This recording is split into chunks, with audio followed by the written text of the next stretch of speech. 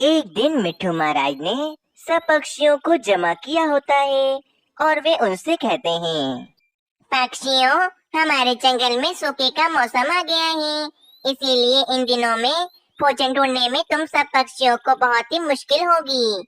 बस इसी समस्या की वजह से मैं बहुत ज्यादा ही परेशान हूँ। मिट्ठू महाराज, आप हम पक्षियों की चिंता मत करें।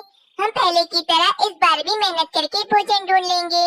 आप हमारी चिंता मत करें। हाँ मिट्ठू महाराज, मीनू चिड़िया ठीक कह रही है। आप हमारी चिंता मत करें। पिछले साल भी तो हम सब पक्षियों ने मेहनत करके अपनी फसल लगाई थी। इस बार भी हम ऐसा ही कुछ करेंगे।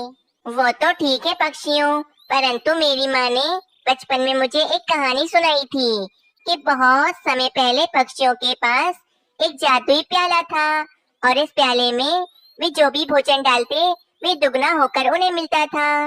लेकिन फिर एक दुष्ट पक्षी ने उन पक्षियों का जादुई प्याला चुरा लिया था। फिर ना जाने जब से अब तक वे जादुई प्याला कहाँ है। क्या? पर मुझे तो यकीन नहीं आ रहा कि ऐसा भी कोई प्याला होता होगा जो पक्षियों को दुगना करके भोजन देता है। मुझे तो लगता है ये कहानी झूठी है। नहीं नहीं जग्गू भाई, ये कहानी एकदम सच है, क्योंकि मेरी माँ जी ने भी बचपन में मुझे ये कहानी सुनाई थी। पक्षियों, अगर हमारे पास भी जादुई प्याला आ जाए तो हम सब पक्षियों की सारी समस्या दूर हो जाएगी और हमें भोजन की बिल्कुल कमी नहीं होगी। कोयल बहन, तुम एकदम ठीक कहती हो, परंतु हम सब पक्षियों की ऐसी कहाँ किस्मत कि हमें वे जादुई प्याला मिल जाए। अरे पक्षियों, ये हम सब क्या बातें करने लगे। हम सबको कितने सारे काम करने हैं। चलो भाई चलो, सब अपने अपने घर चलते हैं। बस फिर सारे पक्षी अपने अपने घरों को चले जाते हैं। अरे भाई मनोचिड़े, ये तुमने क्या कर दिया। मेरे पास बस ये एक ही मिट्टी का बर्तन था और वो भी तुमने तोड़ दिया। अब मैं खाना किसमें बनाऊंगी। मम्मा, कब से आप इसी मिट्टी के बर्तन में भोजन बनाती आ रही हो। अब तो आप एक नया बर्तन ले लो। हाँ बेटा, अब तो यही करना पड़ेगा, क्योंकि तुमने ये बर्तन जो तोड़ दिया है। चलो ठीक है, तुम आराम से बैठो, मैं एक नया बर्तन लेकर आती हूँ। ये कहकर मीनू चिड़िया वहाँ से चली जाती है और मीनू चिड़िया उल्लू सेठ की बर्तन की दुकान पर आती है और कहती है, उल्लू सेठ, मुझे एक अच्छी सी मिट्टी की हांडी दे दो जिसमें मैं खाना बना सकूं। मीनू चिड़िया, अभी मेरे पास बहुत छोटी छोटी मिट्टी की हांडियां हैं, लेकिन हाँ, ये देखो, मेरे पास ये लोहे की पतीली है। इस लोहे की पतीली में अच्छे से खाना भी पक जाएगा और ये कभी टूटेगी भी नहीं। हाँ उल्लू सेठ, ये आपने बिल्कुल ठीक कहा। ये लोहे की पतीली बिल्कुल ठीक है। अब ये टूटेगी भी नहीं और कभी खराब भी नहीं होगी। आप मुझे यही दे दें। ठीक है मीनू चिड़िया, तुम मुझे पैसे दे दो, मैं तुम्हें ये दे देता हूँ। फिर मीनू चिड़िया वे पतीली खरीद कर अपने घर की तरफ चली जाती है। मानो चिड़े, ये देखो, इस बार मैं लोहे की पतीली लाई हूँ। अब ये ना कभी टूटेगी और ना ही कभी खराब होगी। मम्मा, मुझे बहुत जोरों से भूख लग रही है, आप जल्दी से खाना बना दो। हाँ बेटा, बस मैं अभी खाना बनाती हूँ, उसके बाद हम दोनों मिलकर खाना खाएंगे। फिर मीनू चिड़िया 2 गंदम के दाने इस पतीली में डालती है, परंतु गंदम के दाने डालते ही पतीली जादू से गंदम के दानों से भर जाती है। मीनू चिड़िया तो हैरान हो जाती है। हाय रे, मैंने तो सिर्फ 2 गंदम के दाने ही डाले थे और ये पतीली तो पूरी गंदम से भर गई है। कहीं ये वही पतीली तो नहीं जो पुराने जमाने में पक्षियों के पास हुआ करती थी। यकीनन ये वही जादुई पतीली है। मम्मा मम्मा, हमारे तो मजे ही लग गए। हमारा जितना जी चाहेगा हम उतना भोजन खाएंगे। अब हमें भोजन की कोई कमी नहीं होगी। तुमने बिल्कुल ठीक कहा, शायद कोयल बहन की बात सच हो गई और हमें ये जादुई पतीली मिल गई। चलो भाई, मैं जल्दी से जाकर सब पक्षियों को ये बात बताती हूँ। देखना, सब पक्षी बहुत ज्यादा ही खुश हो जाएंगे। ये कहकर मीनू चिड़िया पक्षियों के पास चली जाती है। कुछ देर के बाद मीनू चिड़िया सब पक्षियों को जमा कर लेती है। सब पक्षी भी बहुत ज्यादा ही खुश हो जाते हैं। अरे वाह भाई मीनू चिड़िया, तुम्हारे तो मजे ही लग गए।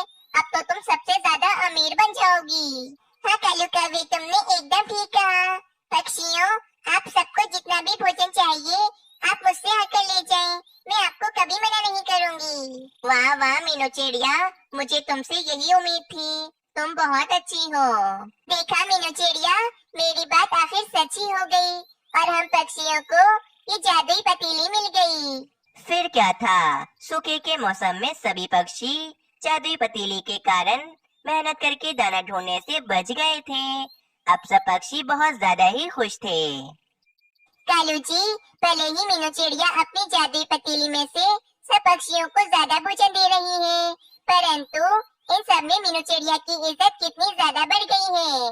काश कि वे जादुई पतीली उल्लू सेठ से मैंने खरीदी होती, तो सब पक्षियों के सामने मेरी इज्जत और भी ज्यादा बढ़ जाती। बस करो रानी, मीनू चिड़िया बहुत अच्छी है, इसीलिए सारे पक्षी उसकी बहुत इज्जत करते हैं। आइंदा मीनू चिड़िया या किसी भी पक्षी को बुरा मत कहना। ये सारी बातें पीछे बैठा उल्लू सेठ भी सुन लेता है और वे सोचता है, अरे ये मैंने क्या बेवकूफी कर दी। मैंने अपनी जादुई पतीली मीनू चिड़िया को इतने कम दामों में बेच दी। मेरा कितना बड़ा नुकसान हो गया है। लेकिन मैं भी एक पक्का व्यापारी हूँ, मैंने आज तक अपना 1 रुपए का नुकसान भी नहीं होने दिया, तो इतना बड़ा नुकसान मैं कैसे होने दूं अपना। मुझे किसी भी तरह अपनी वे जादुई पतीली मीनू चिड़िया से वापस लेनी होगी। लेकिन कैसे? मीनू चिड़िया तो वे जादुई पतीली मुझे अब कभी वापस नहीं करेगी। क्यों ना मैं रात को मीनू चिड़िया के घर से वे जादुई पतीली चुरा लूं। किसी को क्या पता चलेगा, सब पक्षी तो यही समझेंगे कि जादुई पतीली कालू कौवे ने चुराई है। रात हो जाती है, मीनू चिड़िया और मानो चिड़ा आराम से अपने घर में सो जाते हैं। बस इसी बात का फायदा उठाकर वहाँ पर उल्लू सेठ भी आ जाते हैं और मीनू चिड़िया की जादुई पतीली चोरी कर कर वहाँ से भाग जाते हैं।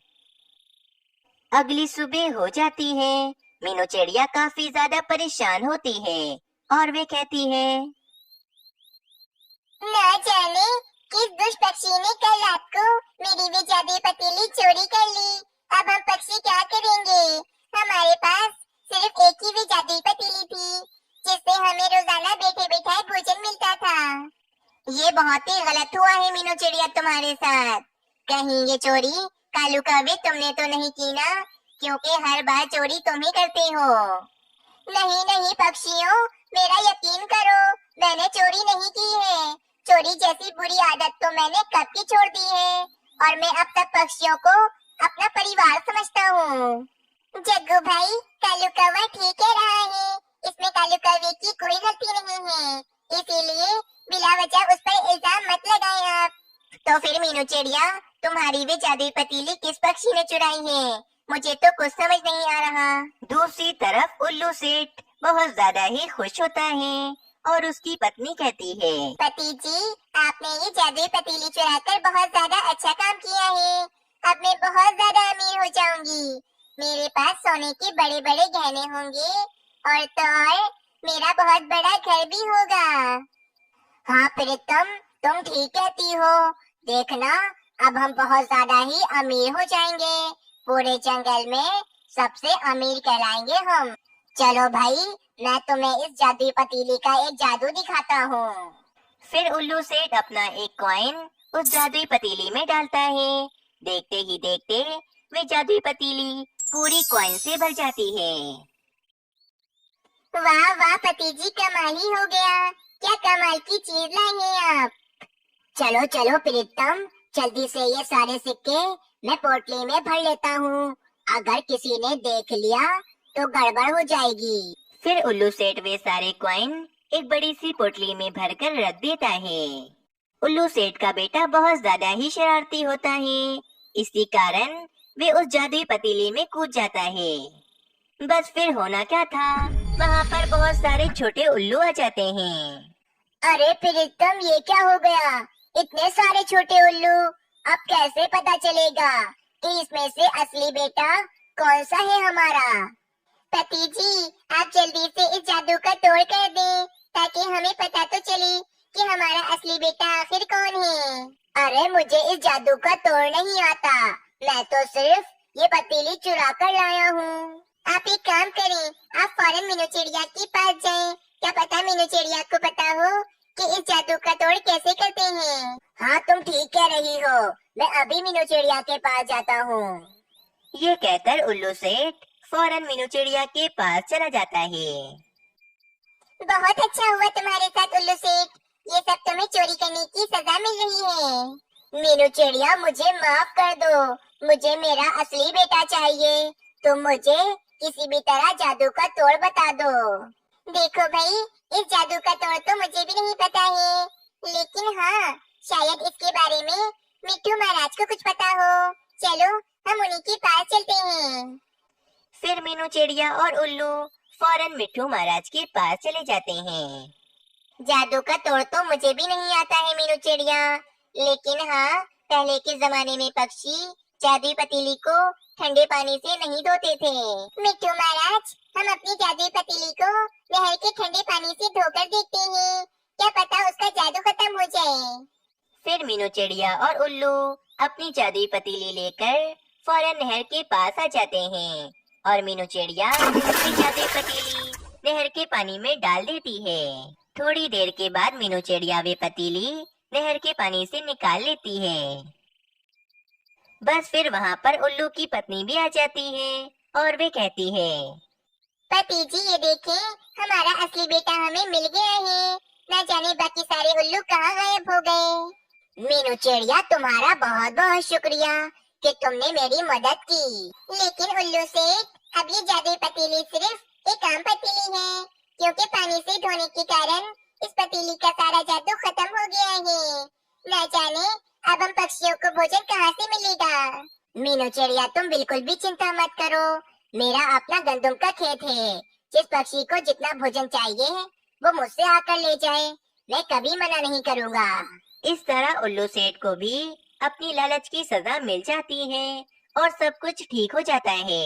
इस कहानी से हमें ये सीख मिलती है कि हमें लालच में अंधा नहीं होना चाहिए कि हम अपना ही नुकसान कर बैठें। एक जंगल में सारे पक्षी सुखी सुखी अपना जीवन जी रहे होते हैं।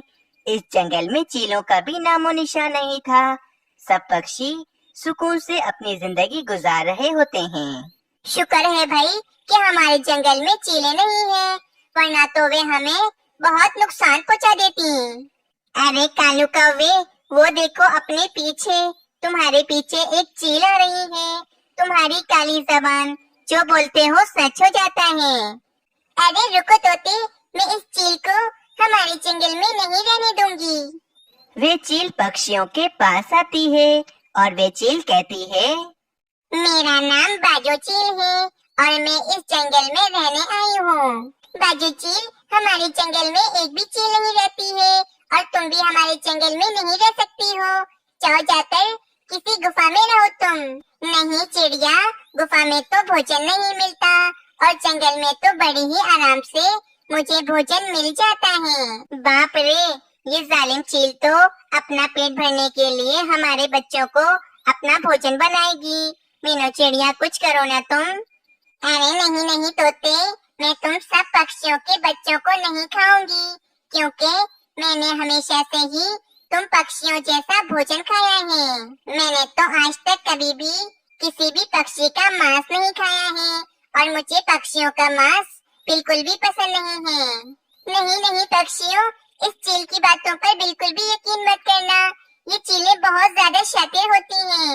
ये जरूर हमारे बच्चों को नुकसान पहुंचाएगी। अरे नहीं बुलबुल, मुझे तो ऐसा लग रहा है कि शायद ये चील हमसे बिल्कुल सच कह रही है। इसने कभी भी पक्षियों का मांस नहीं खाया होगा। अगर ये चील हमारे जंगल में रहेगी और अगर मैंने इस चील से पक्की वाली दोस्ती कर ली तो सब पक्षी मुझसे डरेंगे और मीनू चिड़िया के बजाय सब पक्षी मेरी ही बात मानेंगे। बाजू चील, मेरे पति तो दूसरे जंगल गए हुए हैं और अगर तुम हमारे जंगल में रही तो तुम मेरे मानव चिड़े का बड़े ही आसानी से शिकार कर लोगी। मीनू चिड़िया, हम सब पक्षी हमेशा से ही दूसरे पक्षियों की मदद करते हुए आ रहे हैं और हमने कभी भी किसी भी पक्षी को अपने जंगल से बाहर नहीं निकाला है। मुझे लगता है कि ये चील एकदम सच कह रही है। अगर ये बाजू चील हम सब पक्षियों की दोस्त बन जाए तो फिर कोई दूसरी चील हमारे जंगल पर हमला करने के बारे में सोचेगी भी नहीं। पक्षियों, मुझे बस कुछ दिन रखकर देख लो, मैं किसी भी पक्षी को नुकसान नहीं पहुंचाऊंगी। बाजू चील, मैं सिर्फ और सिर्फ कालू कौवे के कहने पर तुम्हें इस जंगल में रहने की इजाजत दे रही हूँ। पक्षियों, क्या तुम सब मेरे फैसले पर राजी हो? मीनू चिड़िया, चलो, अब कालू कौवा इतना कह रहा है तो इस चील को हम अपने जंगल में रख ही लेते हैं। फिर बाजू चील एक पेड़ पर खाली घोंसला देखकर उस पेड़ पर रहने लगती है। अगले दिन बाजू चील सब पक्षियों को जमा कर कर उन पक्षियों से कहती है, पक्षियों, मैंने आज रात को तुम सबकी दावत रखी है, तुम सबको जरूर आना है। तुम सबकी तरह मुझे भी गंदम चावल और दालें खाना बहुत पसंद है। ठीक है बाजू चील, आज रात को हम सब पक्षी तुम्हारी दावत में आ जाएंगे। रात हो जाती है, सारे पक्षी चील की दावत में आ जाते हैं। चील बड़े ही मजे से पक्षियों का भोजन खा रही होती है। अरे वाह कालू कौवे, तुमने तो इस चील के बारे में बिल्कुल सही सोचा था। ये बाजू चील तो वाकई हमारे जैसा भोजन खाती है। हाँ मीनू चिड़िया, ये बाजू चील बहुत अच्छी है, इसे तो हमारे जंगल में ही रहना चाहिए। और अगर ये हमारे जंगल में रहेगी तो बाकी चीलों से भी हम सब पक्षी बचे रहेंगे। हम सब पक्षियों ने देख लिया है कि तुम बहुत ज्यादा अच्छी चील हो। तुम हमें कभी भी नुकसान पहुंचाने के बारे में सोच भी नहीं सकती हो। इसीलिए हम सब पक्षियों ने ये फैसला किया है कि आज से तुम हमारे इस जंगल में रहोगी। शुक्रिया पक्षियों, मैं अपना वचन कभी नहीं तोड़ूंगी और हमेशा तुम सब पक्षियों की रक्षा करूंगी। अगले दिन कालू कौवा और बाजू चील बैठे बातें कर रहे होते हैं। बाजू चील, सारी चीलों को पक्षियों का मांस बहुत पसंद होता है, तो तुम भी तो एक चील ही हो ना। मुझे मीनू चिड़िया बिल्कुल भी पसंद नहीं है। अगर तुम मीनू चिड़िया का बेटा मानो चिड़ा और जंगल के कुछ पक्षियों के बच्चों को खा लो और बस मेरे राजू कौवे को छोड़कर तुम्हें जिस पक्षी का शिकार करना है करो, मैं तुम्हारा शिकार करने में साथ दूंगा। कालू कौवे, आइंदा ऐसी बात ना करना, मैं कभी अपना वचन नहीं तोड़ सकती। वे सब पक्षी मुझे अपनी जान से भी ज्यादा प्यारे हैं। ये सब सुनकर कालू कौवा बहुत ज्यादा गुस्से में वहाँ से चला जाता है। फिर ऐसे ही एक महीना गुजर जाता है और सब कुछ अच्छा भला चल रहा होता है, परंतु एक दिन, हाय रे मेरा बच्चा रात से कहाँ चला गया है? वे तो बहुत छोटा था, उसे तो उड़ना भी नहीं आता था। आखिर कहीं किसी पक्षी ने मेरे मासूम बच्चे को अपना शिकार तो नहीं बना लिया ना? बुलबुल बहन, हमारे जंगल में कोई सांप या फिर खूंखार चील नहीं है जो रात को तुम्हारे बच्चे को ले गई होगी। और बाजू चील तो हम सब पक्षियों से बहुत प्यार करती है। बुलबुल बहन, बाजू चील को अगर हमारे नन्हे पक्षियों को खाना होता तो वे हमारे सामने भी खा सकती थी, तो वे भला छुपकर ऐसा काम क्यों करेगी? हाँ तोते, बाजू चील ऐसा नहीं कर सकती है, यकीनन किसी और पक्षी का काम है ये। कुछ देर बाद बाजू चील भी वहाँ पर आ जाती है। अरे पक्षियों, मैंने अभी इस जंगल में एक बहुत बड़ा सांप देखा है, कहीं बुलबुल के बच्चे को उस सांप ने तो नहीं खा लिया ना? फिर सारे ही पक्षी इस सांप से बहुत ज्यादा डर जाते हैं। बस फिर क्या था, अब तो रोजाना ही किसी न किसी पक्षी का बच्चा गायब हो रहा था। मीनू चिड़िया काफी ज्यादा परेशान हो जाती है। बस फिर वहीं पर बाजू चील भी आ जाती है। मीनू चिड़िया, मैंने उस सांप को बहुत ढूंढा, ना जाने वे दुष्ट सांप कहाँ चला गया है। एक बार वे सांप मुझे मिल जाए, उसे तो मैं जान से ही मार दूंगी। तभी मीनू चिड़िया की नजर बाजू चील के पैरों पर पड़ती है। बाजू चील के पैरों पर लाल लाल खून लगा हुआ था। चलो मीनू चिड़िया, बस मैं तुम्हें यही बताने आई थी, मैं चलती हूँ। ये कहकर वे बाजू चील वहाँ से चली जाती है। मीनू चिड़िया को अब बाजू चील पर थोड़ा शक होने लगा था, इसीलिए वे कालू कौवे के पास जाती है। मीनू चिड़िया, ये तुम क्या कह रही हो? बाजू चील के पैरों पर खून लगा हुआ था। मुझे तो ऐसा ही लग रहा है कि बाजू चील ही हमारे जंगल के नन्हे पक्षियों को मारकर खा रही होगी। पर कालू कौवे, हमारे पास अभी कोई पक्का सबूत नहीं है। हम चील पर ऐसे इल्जाम नहीं लगा सकते हैं। हमें किसी भी तरह ये बात पता लगानी होगी कि ये सब कुछ कहीं बाजू चील तो नहीं कर रही है ना। कालू कौवे, तुम एक काम करो, तुम बाजू चील के अलावा सब पक्षियों को छुपके से मेरे घोंसले में बुला कर ले आओ। ठीक है मीनू चिड़िया, मैं बाजू चील के अलावा सब पक्षियों को बुला कर लाता हूँ। फिर कालू कौवा सब पक्षियों को बुलाने के लिए चला जाता है। कुछ देर के बाद सभी पक्षी कालू कौवे के घोंसले में आ जाते हैं और मीनू चिड़िया सभी पक्षियों को चील की बात बताती है। पक्षियों, मेरे पास एक बहुत ही बढ़िया सा उपाय है जिससे ये पता चल जाएगा कि ये सब कुछ बाजू चील कर रही है या फिर कोई और। फिर मीनू चिड़िया अपना उपाय सारे पक्षियों को बताती है। अगले दिन सारे पक्षी चील के पास आते हैं और मीनू चिड़िया चील से कहती है, बाजू चील, हम हर साल दूसरे जंगल अपने दोस्तों से मिलने के लिए जाते हैं और हमारे बच्चे अभी बहुत छोटे हैं, इसीलिए हम इन्हें अपने साथ नहीं ले जा सकते हैं। और आपको ये भी पता है कि हम अपने बच्चों को अकेले जंगल में नहीं छोड़ सकते हैं क्योंकि वे सांप हमारे बच्चों को नुकसान पहुंचा सकता है। इसीलिए आप हम सब पक्षियों के बच्चों का ध्यान रखें जब तक कि हम नहीं आ जाते वापस। अरे पक्षियों, तुम सब आराम से जाओ और आराम से आना। तुम सबके नन्हे पक्षियों का मैं अच्छे से ध्यान रखूंगी। सारे पक्षी वहाँ से चले जाते हैं और सामने वाले पेड़ पर जाकर छुप जाते हैं। अरे वाह नन्हे पक्षी, इनको तो मैं अब नहीं छोड़ूंगी। वैसे भी मीनू चिड़िया को तो मुझ पर शक हो गया है। मैं जल्दी से इन नन्हे पक्षियों को मारकर खा लेती हूँ। उसके बाद मैं यहाँ से भाग जाऊंगी। किसी को भी पता नहीं चलेगा कि ये बाजू चील कहाँ भागी है। ये सारी बातें पेड़ के पीछे छुपे सारे पक्षी भी सुन लेते हैं। चलो मीनू चिड़िया, जल्दी से हम इस चील के पास जाते हैं, वरना तो ये मेरे राजू कौवे को मारकर खा जाएगी। फिर सभी पक्षी फौरन उस चील के पास आते हैं। बाजू चील तो काफी ज्यादा डर जाती है। पक्षियों, तुम सब इतनी जल्दी कैसे आ गए हो? बाजू चील, हमें तुमसे ये उम्मीद नहीं थी। तुम तो आस्तीन का सांप निकली। अब हम सब पक्षी तुम्हें नहीं छोड़ेंगे।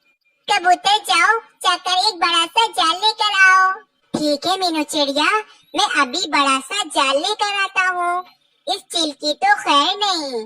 फिर कबूतर एक बड़ा सा जाल लेकर आता है और वे जाल चील के ऊपर फेंक देता है, जिससे चील जाल में कैद हो जाती है।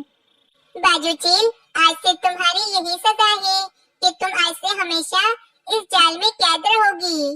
बाजू चील, मैं तुम्हें कभी माफ नहीं करूँगी। तुम मेरे मासूम बच्चे की कातिल हो। फिर इस तरह बाजू चील को अपनी गलती की सजा मिल जाती है। इस कहानी से हमें ये सीख मिलती है कि हमें कभी भी किसी अनजान पर भरोसा नहीं करना चाहिए।